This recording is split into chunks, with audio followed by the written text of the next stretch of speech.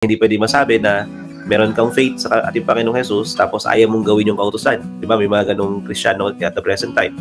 Hindi rin naman pwede na as an Adventist, sobrang solid ka sa pagsunod sa kautusan pero nanineglect mo yung righteousness ng ating Panginoong Jesus. Hindi natin na-embrace sa buhay natin.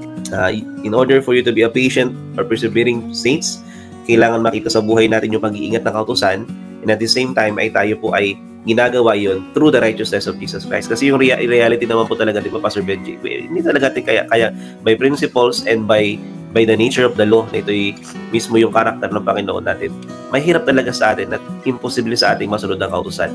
We may be following it letter by letter, di ba? Pero yung essence noon at yung prinsipyo noon, kung hindi yun galing sa ating pong pag-accept ng katwiran ng ating Panginoong Hesus sa buhay po natin, yung ating pagsunod ay magiging legalismo nga. Binabalanse po sa ating mga minamahal na mga kapatid yung halaga ng katwiran ni Kristo sa pagsunod sa kautusan.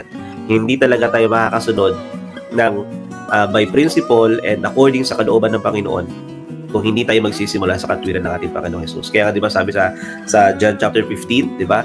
If you abide in me and I in you, then you will bear much fruit. For without me, you can do nothing. Ano po? So, kasama po dun yung pagsunod sa kautusan. Hindi po talaga posible sa buhay ng isang tao sumunod sa kautusan unless tayo po yung magsisimula sa katwiran ni Kristo.